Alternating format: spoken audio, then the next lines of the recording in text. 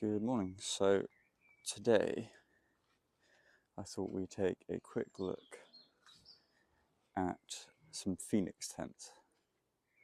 So if you're not aware of who Phoenix are, they were an outdoor manufacturer in Great Britain. I think they were most well known in the 80s, maybe possibly even early 90s, for their quality tents, jackets, and sleeping bags primarily. And they produced these wonderful tents. So if you have come to this video looking for Phoenix tents, you'll know that there aren't all that many videos of these tents on YouTube. I think there's one or two on the Phreak and possibly a couple more.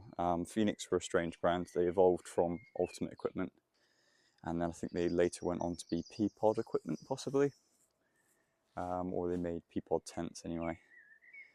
So one of these tents is actually Ultimate Equipment. So this was prior to becoming Phoenix. However, it's pretty much exactly the same as the Phoenix variant. It's just slightly different in a couple of ways. But we'll start down here. So this is the Phoenix Phreedome. This was sort of labelled to be a base camp tent or a backpacking tent with reasonable stability in stronger winds. However, it's not for use in exposed campsites, e.g. on a mountainside unless protected or sheltered. So it's obviously not geodesic, so it's not going to stand up to those sort of gusts, but it's a pretty stable tent. I know for a fact there are no videos of these online anywhere. One thing to mention about my collection is that all of my tents are of the best I could possibly find in terms of their condition and their usability. So most of these tents I've had multiple of in the past, and it's a case of I purchase one that's in a reasonable condition, then I replace it as soon as I find one in better condition. Of course, when I resell the tents on, I do make sure that I repair and restore them as much as possible before I pass them on.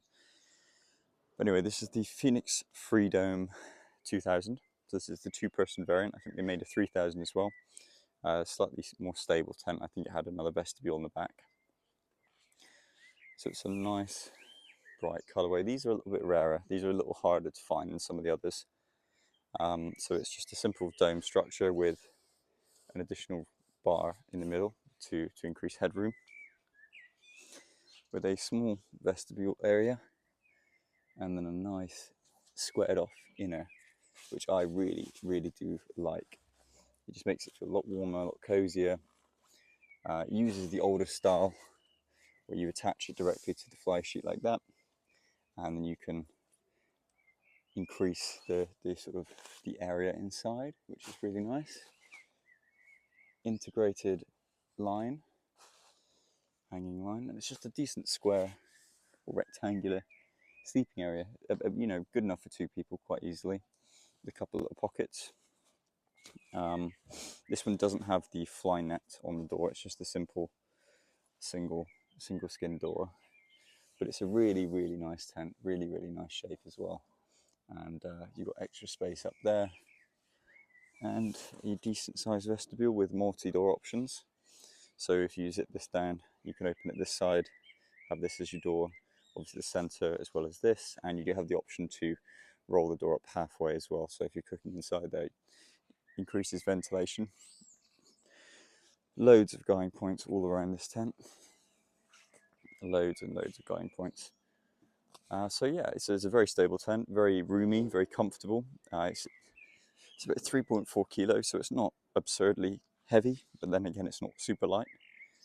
But yeah, for its age, I think it does the job really nicely.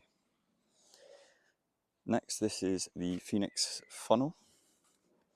So this is in the same sort of colorway as the other. So these are mid-80s as far as I'm aware, and they changed the coloration later in the 80s from sort of 88, 89, I believe. So these two are the brown and yellow, the traditional sort of Phoenix styling with the stripe on there. Similar front end, so one reasonably large vestibule. This one does have the addition of the fly net. The seams do need to be redone on this one, but that's not really an issue. That can be done quite easily. Phoenix tents are very, very, very well designed. You know, down to all the stitching. It's properly stitched through here like that. You probably see that. Really, really well made. All handmade in the UK with the wire stiffening bar here. So the front door can obviously be retracted up under this peak. It can also be removed entirely. So you have the front entrance here. Again, the inner is suspended by these easy clips. And you do have the option of pegging this in or just clipping it down, which I really, really do like. You have the band here, which allows you to get the perfect tension on the fly sheet when you're erecting the tent. And then inside you have, I think this is a Gore-Tex ground sheet if I remember rightly.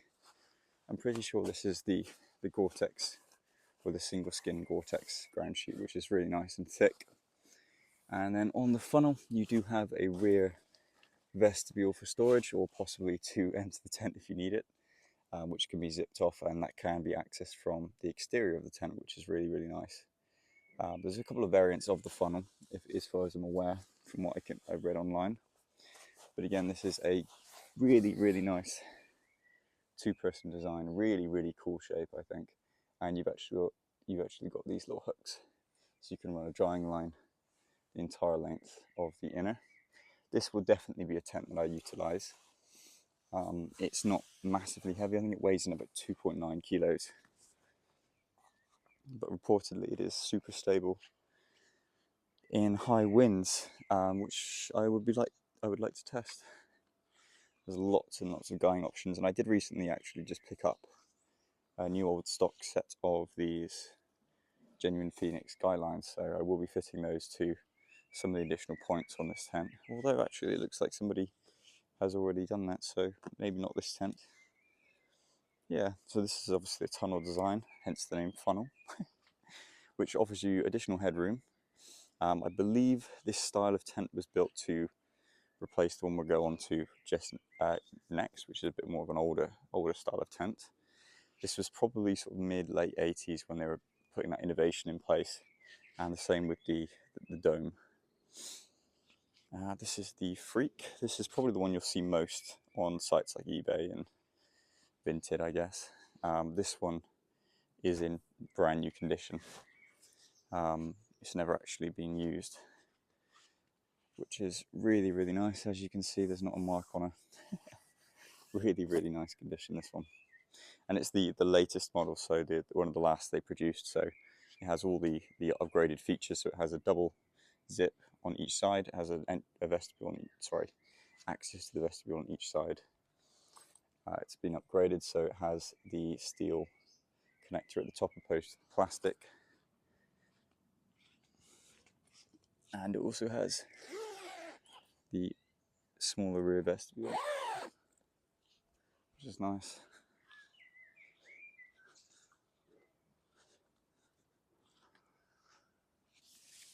So you have a decent size front vestibule. This one's a lot smaller than the funnel, and then a very close inner tent. Just big enough for two people, I'd say. Add a bit of a push. It's an older design, the A-frame style. It's very similar to the Robert Saunders tents, but it does weigh slightly lighter. It comes in slightly lighter than the funnel, so there is still good reason, good use for tents like this. Again, I think it's the red Gore-Tex ground sheet. This one is the upgraded, so it has the inner fly net as well, which is nice.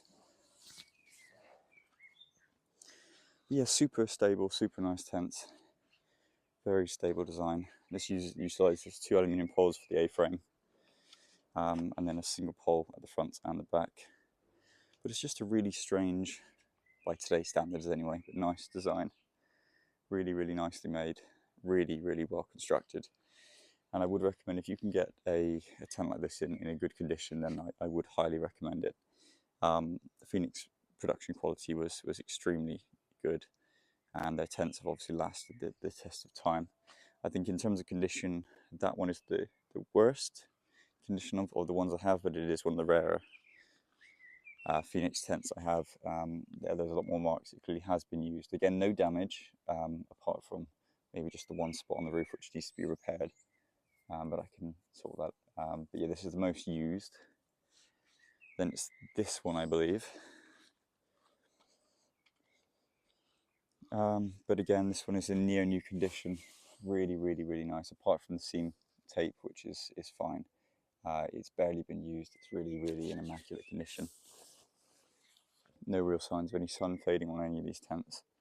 This one's brand new. When I got it, these hadn't even been untied. I've got all the paperwork and documents for this one. Really, really unique style. People were saying this is a 4-season tent. However, the problem is it's snow loading. This would not stand up to snow loading. Which brings you on to the next one. So this is the ultimate equipment, the Tent Super, I think it's called. The Phoenix did produce this tent as well later on. Ultimate equipment became Phoenix. With a few slight differences. I think the colour was changed slightly. I think they did away with the snow balances, but apart from that, the tents remained the same. So this is the 4-season variant, I suppose, of the Phreak. If you watched my last video on this tent here, I did actually mention the Phreak in terms of the A-frame design, the apex. As you can see, they both use that style.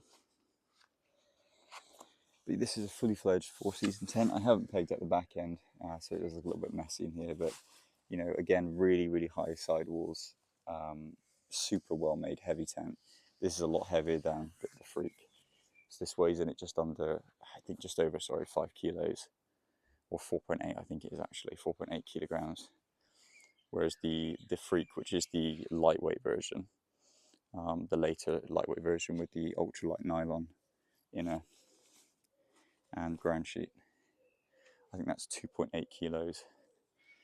But of course you are sacrificing one of the A-frames, and in terms of the stability, this tent is bomb-proof. There's no movement there. But this one is in immaculate condition. I used this on my last trip, and yeah, it worked incredibly well. So there's a quick look at sort of like the 1980s line of Phoenix tents. Leave a comment down below if you want me to go into greater detail on the specifics of any one of these tents. We'll most likely be using these in some later videos, testing them out on the mountains.